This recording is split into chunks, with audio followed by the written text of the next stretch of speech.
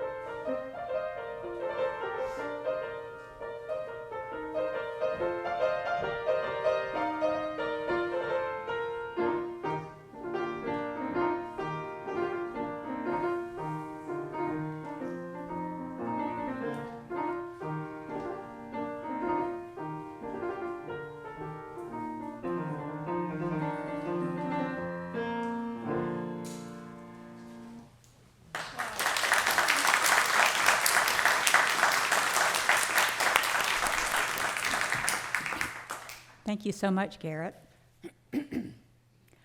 I invite you to listen to the opening words by Andrea Hawkins Camper. Blessed are we who gather with open hearts together in this space today.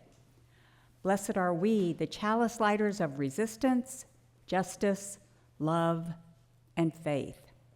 Blessed are we, the heretics, the outcasts, the walkers of our own way. Blessed are we, the border crossers, the refugees, the immigrants, the poor, and the wanderers who are not lost. Blessed are we, the transgressors, the trespassers, the passers-by, the cause-takers, the defiant, the compliant. Blessed are we, the hand extenders, the sign makers, the protesters, and the protectors. Blessed are we, the trans men, the trans women, the non-binary, the cisgender, the multigender, the no gender. Blessed are we, the friend, the stranger, the lonely, the hidden, the visible, the authentic. Blessed are we who rise in solidarity. Blessed are we who cannot. Blessed are we who do not. Blessed are we, for this is our beloved community, and this is who we are. Our Director of Lifelong Religious Education, Beth Curtis, will come share her message in this part of the service called Time for All Ages, because we can all learn regardless of our age. Beth? Thank you, Donna, and good morning. Let's open this up here and see what we got. Happy New Year! I think you can say that till the end of January. It's permitted. You know, New Year's is a time when we pause and think about our lives. We think about what's already happened, what's happening now, and we hope what we hope might happen in the future. Last week in religious education, we talked about something called a New Year's resolution. A resolution is a promise, often one that we make to ourselves. Many times, it's adults who do this. We decide there's something we'd like to improve upon or do a little bit better at. Maybe it's getting into better shape, or practicing a musical instrument, or decrease the amount of time we spend on our devices. I've written audible sigh. At its heart, a New Year's resolution is really about hope. Hope is something in our lives can grow, change, or get better. Now, for thousands of years, people from different cultures have marked the new year in different ways. Some made promises, some looked back at their mistakes and asked for forgiveness. Some prayed, celebrated, or ate special foods, because when you need to think deeply about your life choices, it helps to have snacks. All of them were trying to do the same thing, to step into the future with hope. In ancient Babylon, people celebrated the new year with a 12-day festival called Akitu. During that time, they made promises like, I will repay what I owe. I will return what I have borrowed. I will try to do better. They believed that if they've kept these promises, the gods would bless the coming year. And if they didn't, well, let's just say they imagined something very bad. Centuries later, in ancient Rome, Julius Caesar reorganized the calendar and declared January 1st as the start of the year. January was named after the god Janus, who had two faces. One that looked backward at the year that had passed, and one that looked forward at the year ahead. Janus was the god of beginnings, endings, transitions, and doorways. Romans imagined the new year as standing in a doorway between what was and what could be. And like many of us today, they promised to be kinder, to be braver, and more patient.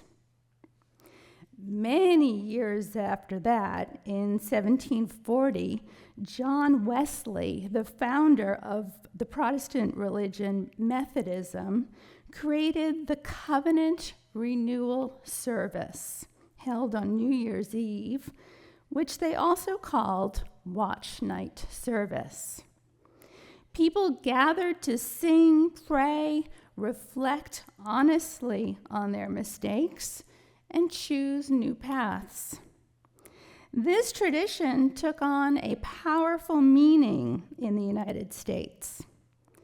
On New Year's Eve in 1862, enslaved and free African Americans gathered, many in secret, for watch night services.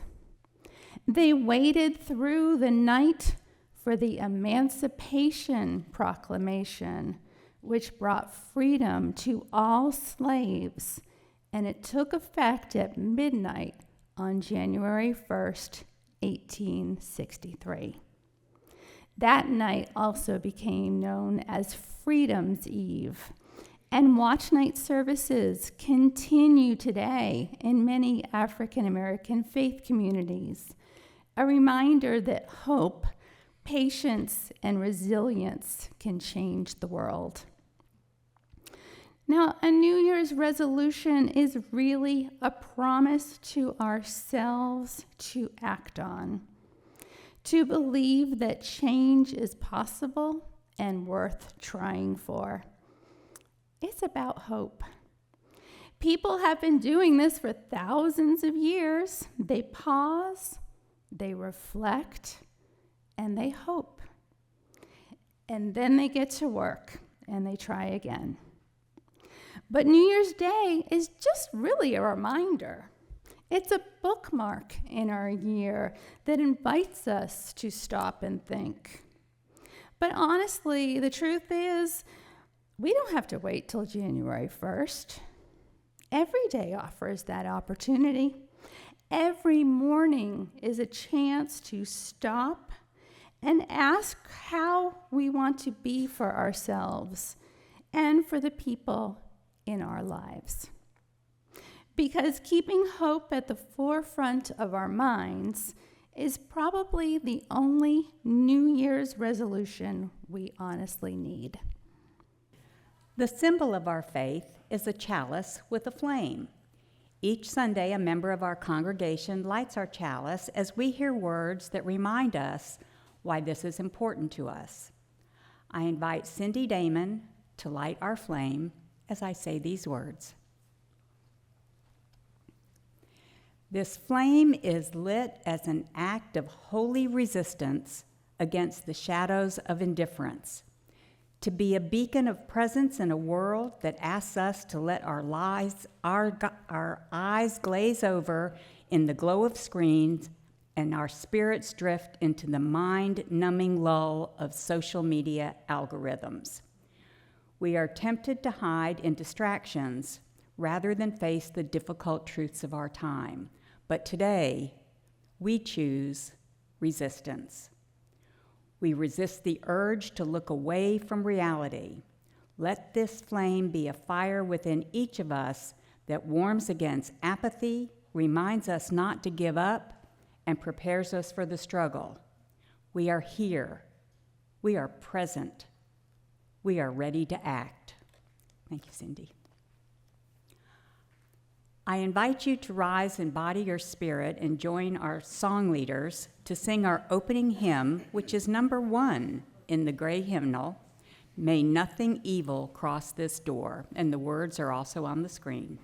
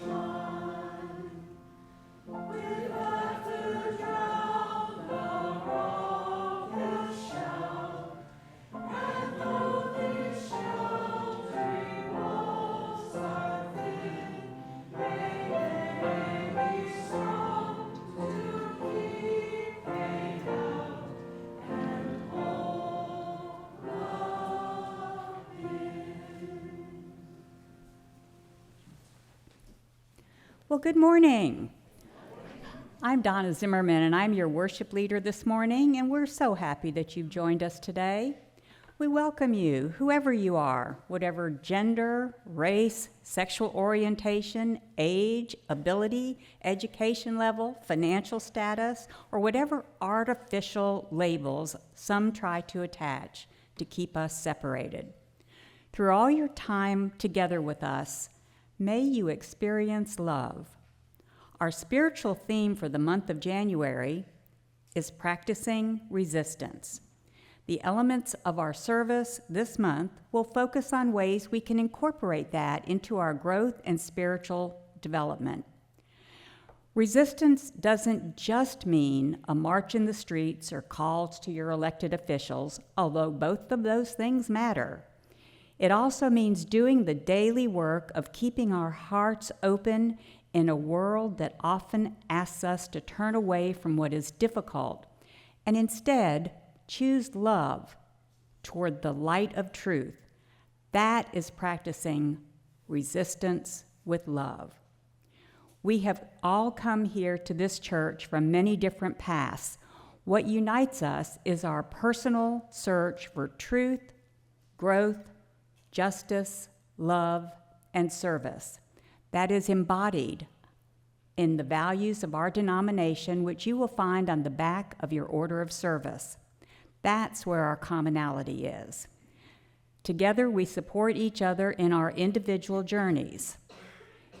If you're a first-time visitor here today, I invite you, if you haven't already done so, to stop at the table at the entry to the church, get a name tag so that we can call you by your name, and get some information about our church and our denomination. After the service, there will be refreshments served at the windows in the back, where we spend time socializing. There are also chairs reserved behind the last row to provide seating for persons who may have mobility issues. We hope that everyone will find a safe, welcoming, and loving community here, and that you can imagine yourselves being a part of us. Remember, though, that we cannot make a difference in the world by simply going to church and talking about how things can be better. We need to live our values in the outside walls of this church in order to build that different world we seek. And now, if you will please ensure your phones and other electronics are turned off, we will enter this sacred time together. As I mentioned earlier, the UU denomination has values that guide us to be our best selves rather than a creed or dogma that we have to profess in order to be a UU. In addition, members of BBUUC, this church, came together to develop our own commitment to each other and how we want to be in relationship with one another. We say this agreement, this covenant, every Sunday to remind ourselves of these intentions. Please remain seated and join me in reciting our Congregational covenant printed in your order of service and also on the screen. How handy. We covenant to engage one another with honesty, kindness, and respect, to value diversity, seek understanding of our differences, and practice gracious accountability with care, love, and empathy. We make these promises to those who are here and those yet to come, so that we may be a safe, welcoming, and beloved community of acceptance, learning, and transformation. Now please rise in body or spirit and join in singing our call to worship. The words are in your order of service, and they're also on the screen.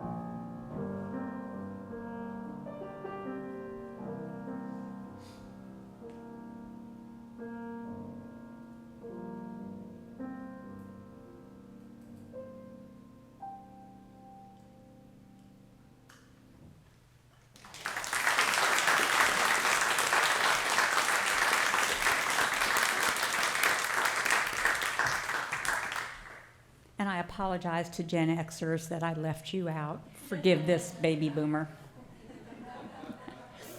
As David Rollison and Ron Furster come forward to assist with the offering, I remind you that part of our shared responsibility to this congregation is demonstrated during the offering when you are invited to open your hearts, okay, and your wallets too, to engage in the spiritual practice of generosity. For almost 35 years, the support of this community has allowed BBUUC to be a beacon for liberal religious values in our city. Your gifts will sustain both the church and the work we do in our community that demonstrates how we live out our values. We are completely self-supporting and rely on your ongoing faithfulness to your pledge. We provide you many ways to give: electronic, QR code in the order of service, link on our website, bank drafts, and we still pass the plate. So no matter how you may choose to give, even if you've already done so or do so one time at the end of the month, however, we still encourage you to take the plate and add your own good energy, because that makes it an active community.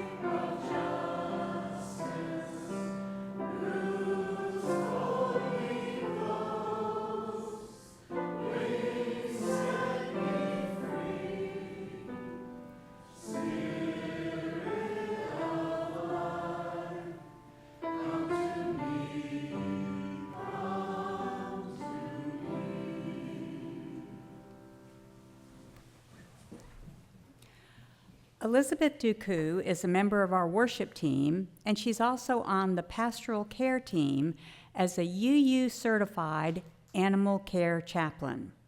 She will be presenting a sermon written by Reverend Tess Baumberger, the minister of First Unitarian Church of Essex, Massachusetts, titled, "What We Can Do About Evil." Elizabeth? Good morning.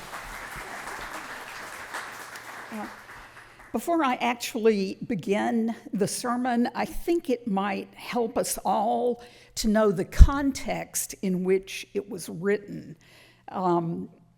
Reverend Baumberger wrote this sermon to deliver at her church on the Sunday before the 2024 presidential election.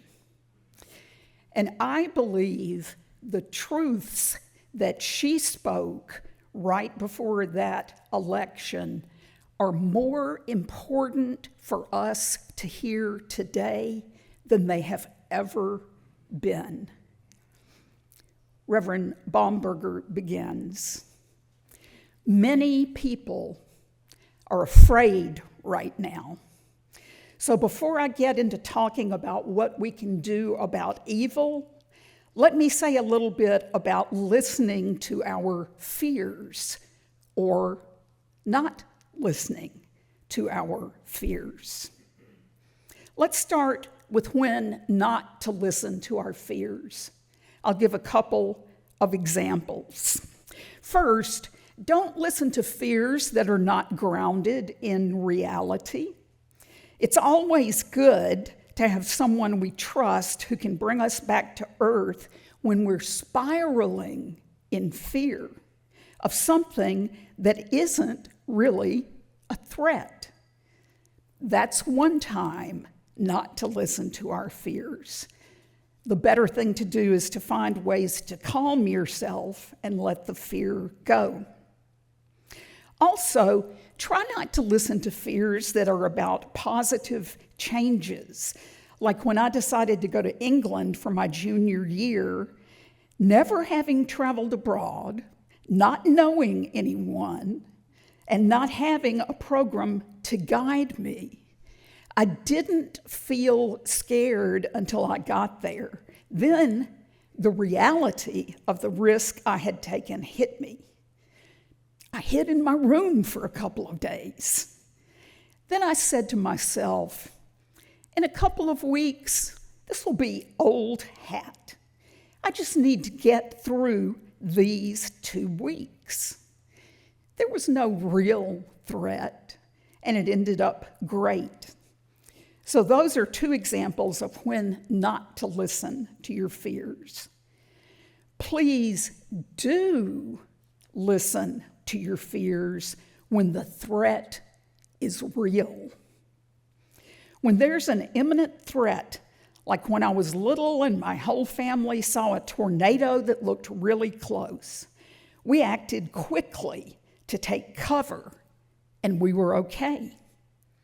Sometimes those scary threats are natural things like tornadoes or fires or steep cliffs, the last of which I would never get near because I know I'm going to fall off. Okay, that fear may be ungrounded, so to speak. Be afraid, but don't freeze. Act to be safe. Sometimes the threat comes from human beings or human systems. I'm going to stop for a minute with Reverend Baumberger's sermon to interject that I'm grateful for the song that Garret played about you've got to hide your evil ways. But now that we're talking about evil that comes from human beings and from human systems, I think it's a good opportunity to point out that some people in this day and age don't bother to hide their evil ways. They're proud just to put them out there and let everybody see them, which I believe makes this sermon, as I said earlier, more timely than ever. This brings me to what I really want to talk about, the fears many of us have about the human evil we are witnessing right now in our country and in our world. Many liberal people fear that our country is moving toward a fascist, white supremacist, authoritarian state. Some say this fear is ungrounded, and I hope they are right. But this does not seem like an ungrounded fear to me. Last year, I read Rachel Maddow's book, Prequel, An American Fight Against Fascism, about the rise of the Nazi fascist movements in our own country 100 years ago, in the decades leading up to the Second World War. Many of the same things are happening right now. And in fact, some current fascist groups draw inspiration from the movement back then.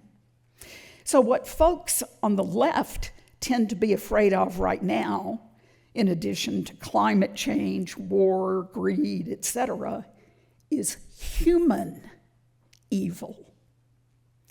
Fascism and authoritarianism are human evils. White supremacy is evil. War is usually evil, although I think the Nazis needed to be fought. Hatred and violence toward LGBTQ people is evil. Ableism is evil. Poverty and hoarding wealth are evil. It is right to fear those evil tendencies in ourselves and in our world. And if I may take a moment again, I'll point out that ableism is making a strong stand in Jacksonville right now by trying to take away the readily available transportation for people who need it. You'll find something about that in your order of service.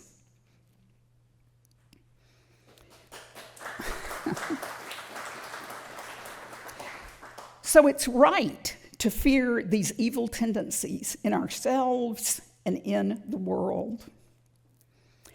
So I think our substantiated fears right now boil down to, what do we do about evil? I remember a time before 9/11 when you would not hear a sermon about evil in a liberal church like this one. We didn't hear the word evil in society in general. 9/11 really changed things. So, what do I mean by evil?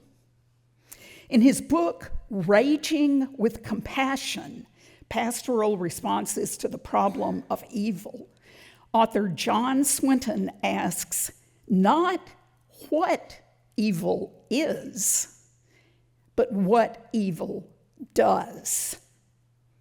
He writes, evil occurs when human beings, or systems created and controlled by human beings, carry out actions that deliberately engender forms of suffering, misery, and death, marked by the absence of hope that there is meaning and order in the world.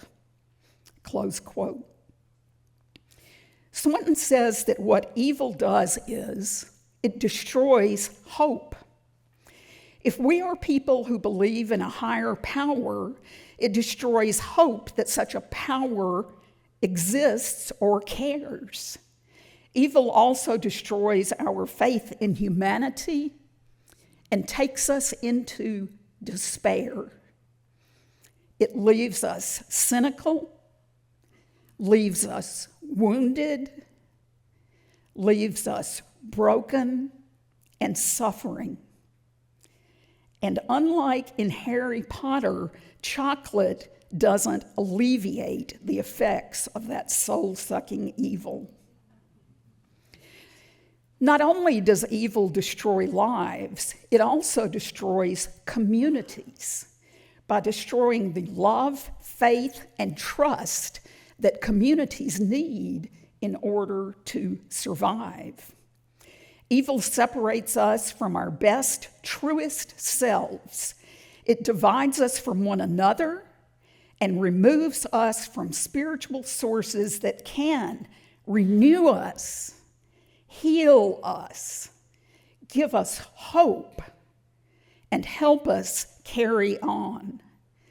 By destroying our hope, our relationships, and our communities, evil can overwhelm us, leave us feeling powerless and deeply afraid. In October 2024, I attended a conference on anti-racism, anti-oppression, and multiculturalism sponsored by the UUA, a conference about confronting human evil. One program was on resisting fascism. The leaders said that in order to counter fascism and authoritarianism, we need to lean into our fears. Even if we're afraid, we need to keep up the work. Like those people who run toward disaster sites in order to help. Remember those images from the Boston Marathon bombing? Most people were running away, but a few turned and ran toward the victims, trying to help. They didn't know if there would be another explosion, and I guess they really didn't think about it. They just wanted to help. We need to learn to do that. We need to build that kind of courage. How can we do that as a community, as a religion? In the book I mentioned earlier on pastoral responses to the problem of evil, John Swinton lays out 5 spiritual practices that faith communities like ours can engage in together to build courage, to build our ability to resist evil, and to build our ability to transform evil. They are listening, lamenting, freeing ourselves, thinking or remaining aware, and embracing. I'm going to summarize these and then in turn consider how we can resist the particular evils of fascism and authoritarianism, some of our worst fears. The first practice Swinton recommends is, surprisingly, listening to silence. In a tradition that likes to respond by talking and by doing, listening to silence might be an unfamiliar and even uncomfortable first response to evil. But think of a time when you were suffering. What would it have felt like to have someone show up and just sit with you? In the face of terrible evil, a loss for words does not mean that we should remain silent about evil. Instead, Swinton says the first step in resisting evil is making a place to acknowledge the suffering that evil causes. Listening to silence requires us to practice constancy and strength together. Evil is difficult to overcome if we try it alone, but it feels more possible if we do it together. Together, we can help each other not to turn away from it, ignore it, or become numb to it. Listening increases our capacity to resist evil. Our journey circles are places where we practice that kind of deep listening right here. Now, what may rise from listening together is the second practice, lamentation.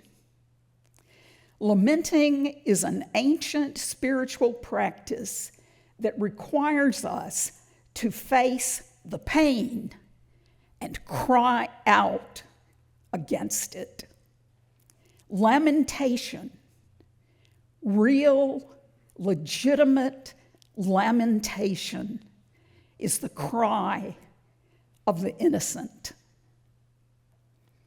It releases rage in a way that is nonviolent and so does not engender more evil in the form of vengeance.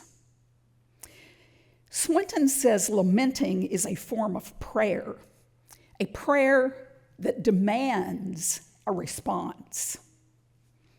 Because lamenting recognizes the world is not as it should be, lamenting implies a better world.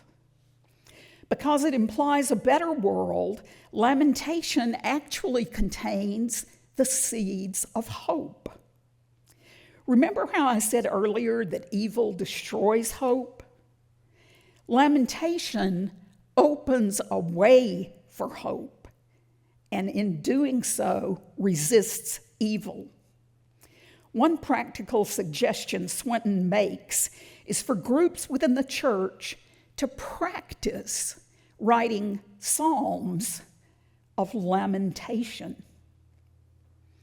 The people in the congregation I serve did that during the meditation one Sunday before the 2024 election.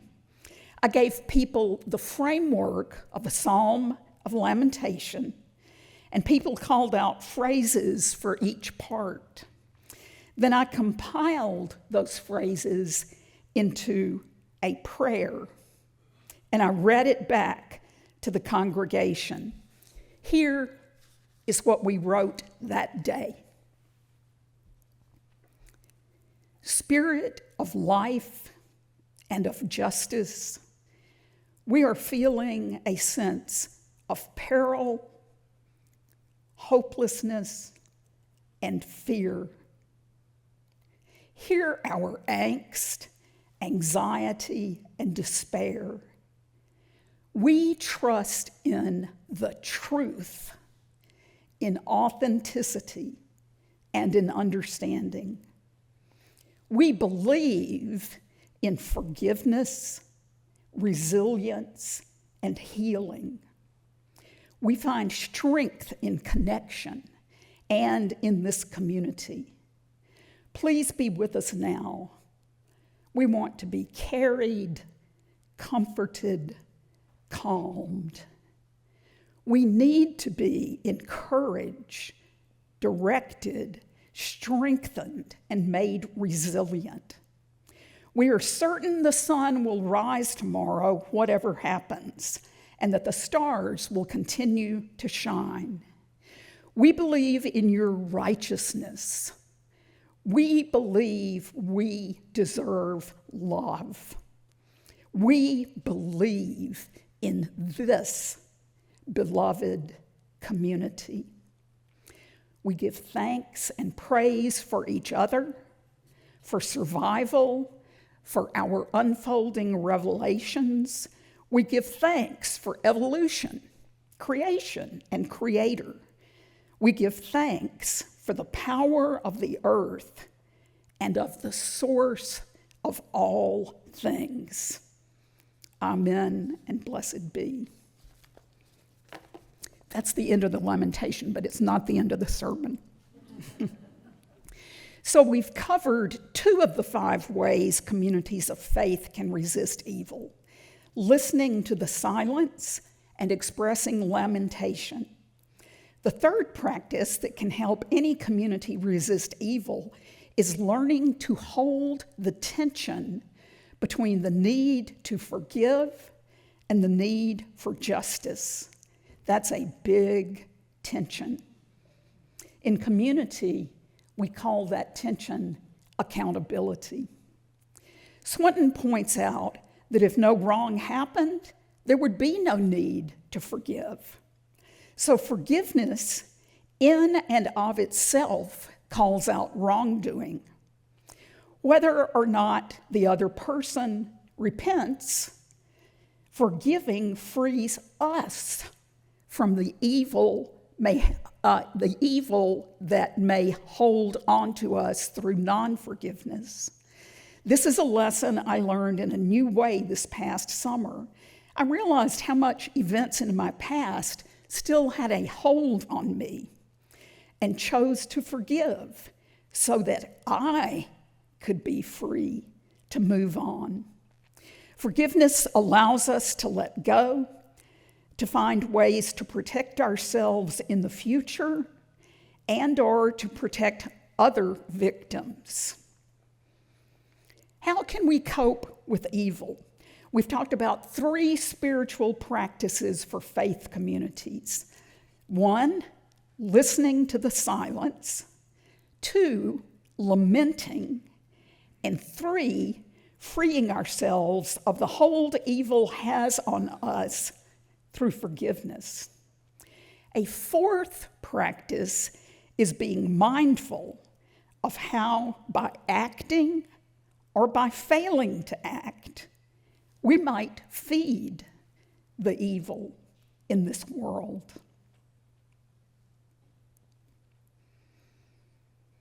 Swinton talks about Hannah Arendt's work on Nazi Germany and the evil perpetuated by people who lose sight of how they should act towards one another. When German people stopped thinking critically about what they were doing, they allowed evil to become the norm. So, we have to be thoughtful and conscious of our own actions in order to resist evil systems, evil thought patterns, and evil behavior. Being in a community where we hold one another accountable for our actions is one good way we can help each other remain thoughtful and conscious. Okay, to sum up so far, and there will not be a test, Swinton suggests we can build communities that resist evil by listening, by practicing lamentation, by freeing ourselves from the hold that evil can have over us, and by being thoughtful about our own behavior. Finally, he suggests embracing. We combat evil through creating friendships across places where we don't often create them, across race, across sex, ability, religion, nationality, gender identity, political leanings, and sexual orientation.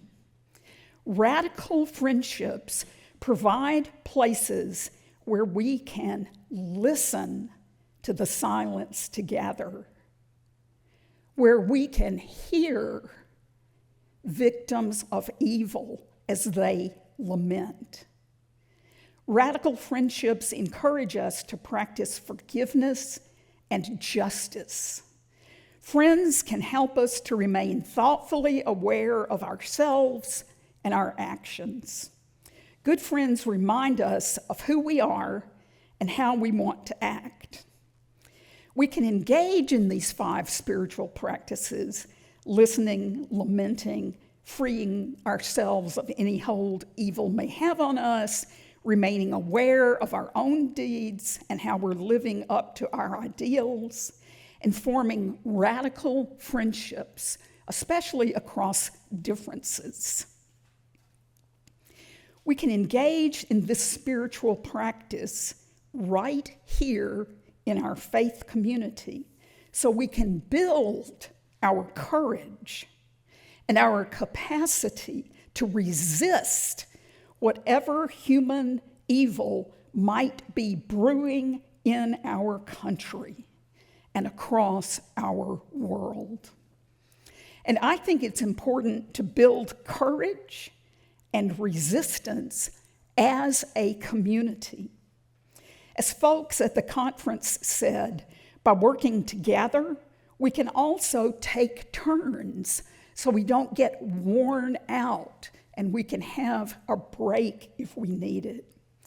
Rachel Maddow's book, Prequel, holds up the example of a few individuals who acted in very courageous, self-sacrificing ways to combat the rise of fascism right here in this country 100 years ago.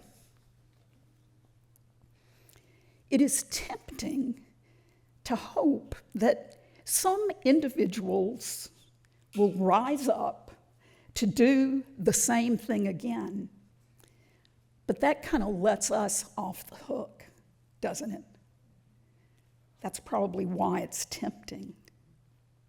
Makes us feel we can sit back and wait for an individual to arrive who's going to take care of all of this. The problem is, those individuals that Rachel Maddow talked about, they weren't held to account. They almost entirely got away with it.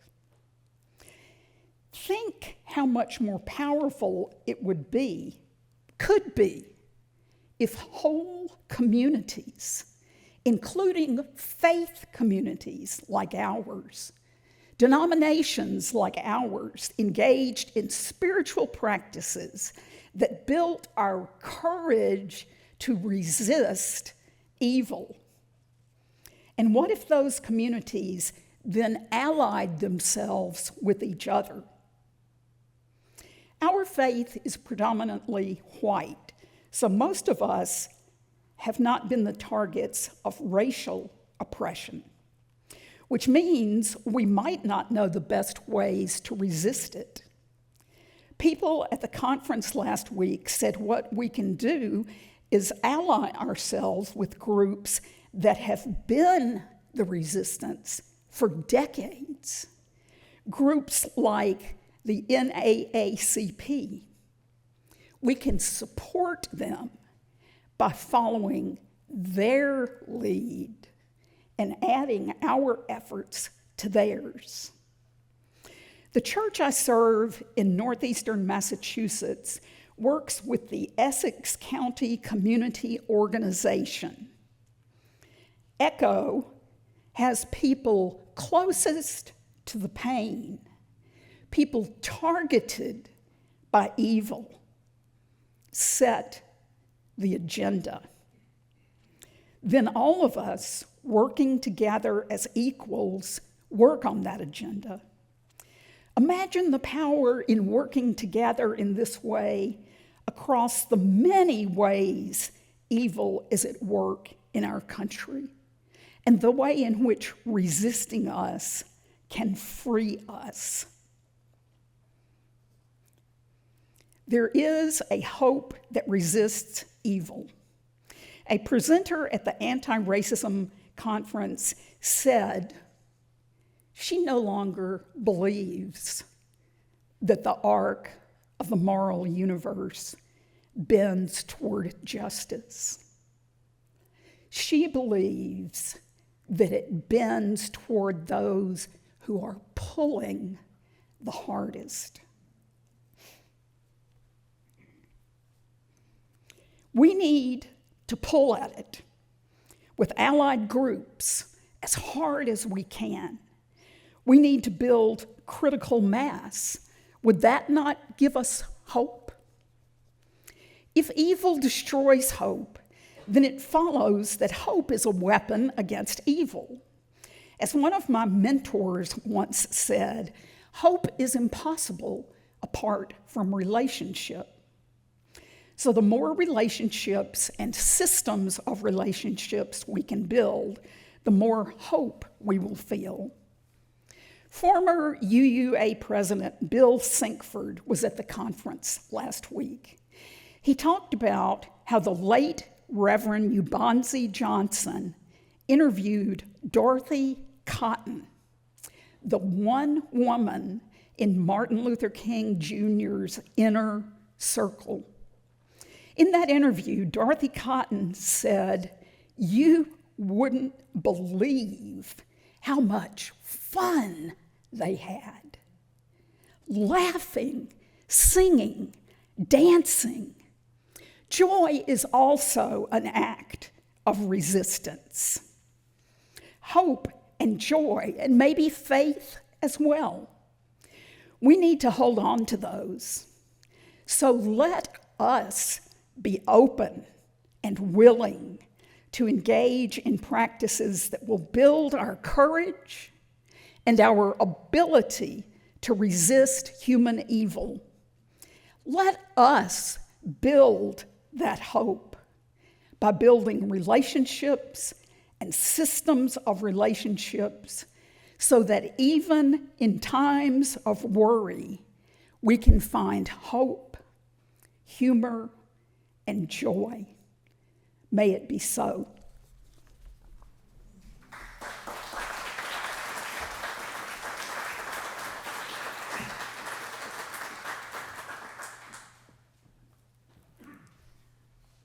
Thank you, Elizabeth. Powerful words, powerfully delivered. As our song leaders come forward, I invite you to please rise in body or spirit and join with them to sing our closing hymn, number 131, Love Will Guide Us. The words are also on the screen.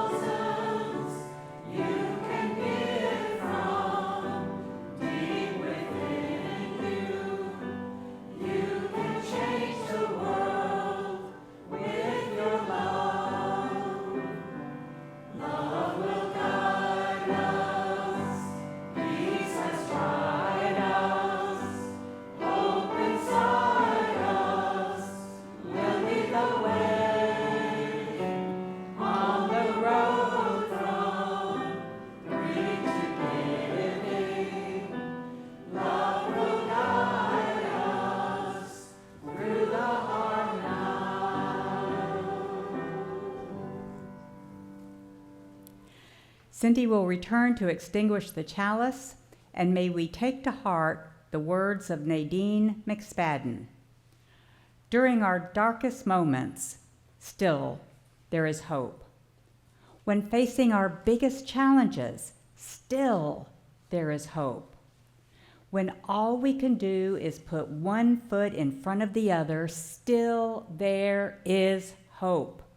When we can't find the way out, still there is hope. When all we can do is help to hold someone's hand as they cry, still there is hope. We are the hope for ourselves and for one another.